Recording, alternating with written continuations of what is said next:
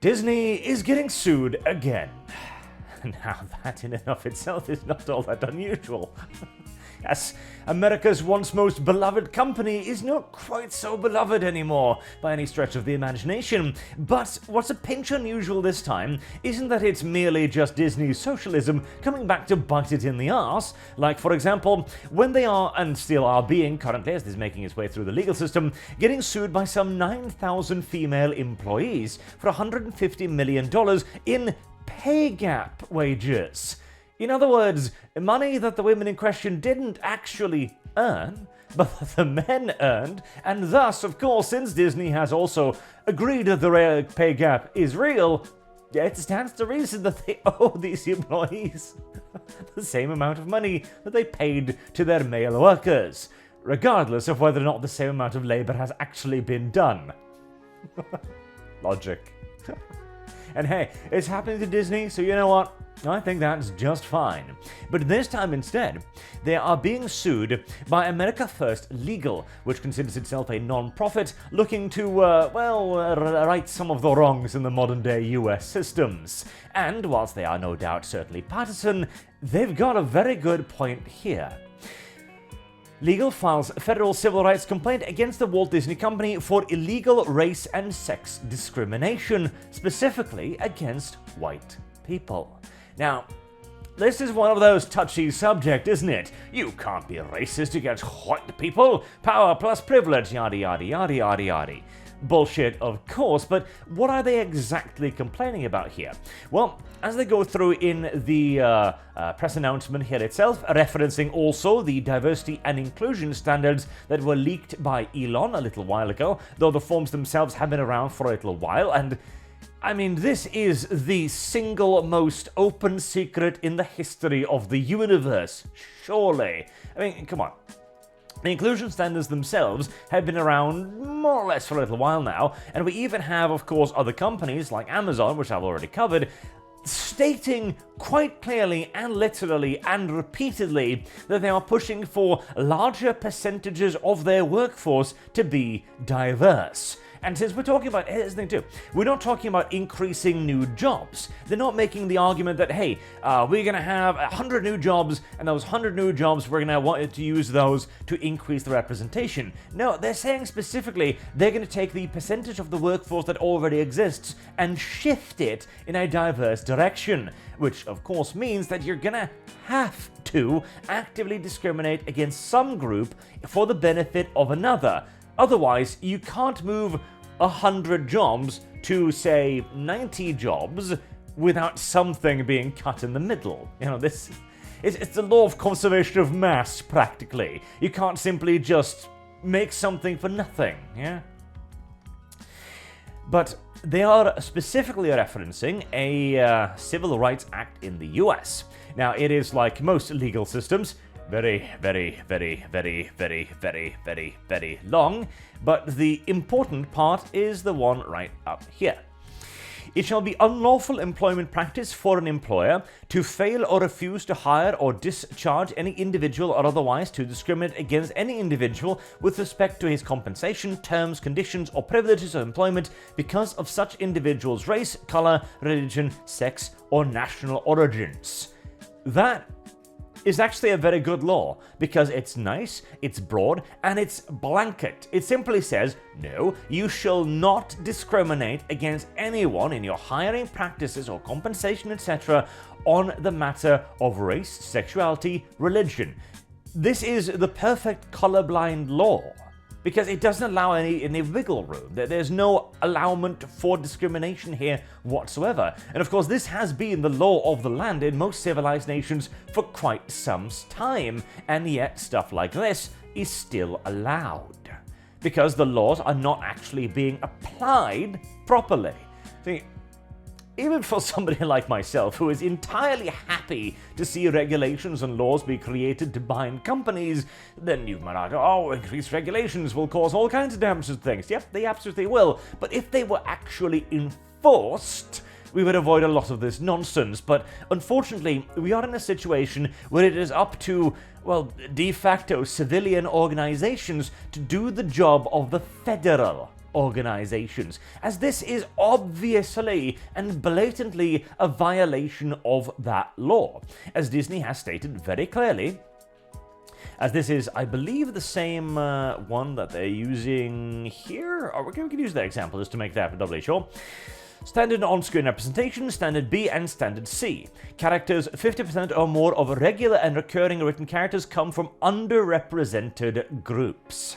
Now, we had a look at both of these forms in a previous video, and they leave underrepresented groups a little vague. In fact, they state at the bottom of the flyer that, oh, you gotta, context is important here, because it's illegal to hire people based on their race. But do it anyway. Is, of course, the implicit indication, because, again, you can write that all you want. It is not a legal defense in any way if that is actually still what is happening. You can't simply say, well, we told them not to do the crime, and then the crime was committed regardless. See, that's kind of the problem here. And you can actually look at this. Like, these are regulations for the company. These aren't some, like, mild, wavy guidelines that nobody understands what is. Nobody sits there and is like, oh, I wonder what an underrepresented group is. This is some high-level thinking here. We just can't figure this out. Any rational legal system will look at this saying, no, you need to have 50% or more of your employees from underrepresented groups, and understand what that means, because by underrepresented, we of course mean anything that isn't a white person. That is a cis white person, to be more precise than to use their terminology here. It means LGBTQ, it means black, or it means indigenous, native, or BIPOC, as they call them. I do still love the word POC, by the way. It's got that snap of derision to it, you know? And they even, like, kind of spell that out as well, where they go, like, at the bottom, it's like, oh, it's illegal to ask anybody about their race, or their sexuality, or anything. Wink, wink. You know, we wouldn't want to do that. That wouldn't be a signifier of an underrepresented group or anything. Wink, wink. And of course, it goes on. 50% or more producers and above on writing staff, and 50% or more co-producers below on writing staff come from underrepresented group, and so on, and so on, and so on. The only way Disney is going to be able to mount any sort of effective legal defense against this, really, is by playing with definitions. It's by trying to move the goalposts. It's by trying to obfuscate as much as possible. Because if you actually look at what has literally happened here, there is no way you cannot conclude that this will result in racial discrimination. If you specifically say that 50% of the jobs must be granted to certain racial groups, there is no way that is not going to lead to discrimination, especially as these companies as well have whined for years that they can't find enough POC people to fill all of their positions, which is why the idea of multiple checkpoint boxes were invented, where you can hire a person that checks multiple boxes at once to fulfill your diversity quotas. Now, it's an innovative solution to a modern day problem, I do suppose. It actually kind of is. Modern day solutions require modern day problems require modern day solutions, more precisely. I do suppose. But we can also see this, of course, in Disney's other dealings. Disney, I am becoming more and more certain that Disney's not going to be a company in 5 years' time, because this is merely the tip of the iceberg. Now, if this manages to actually get through the legal system, which, despite my previous statement, I honestly don't know if will, because the legal system as it is as well is, well, not very well implemented when it comes to dealing with issues like these, and the legal system as well tends to be one of personal judgment far too often for my liking, and you then get a lot of the introductions of, well, actual political biases into the process. We have seen this from various court cases in the Americas. Which, again, the judicial system seems a little bit wonky at the moment, but hey, most people's do.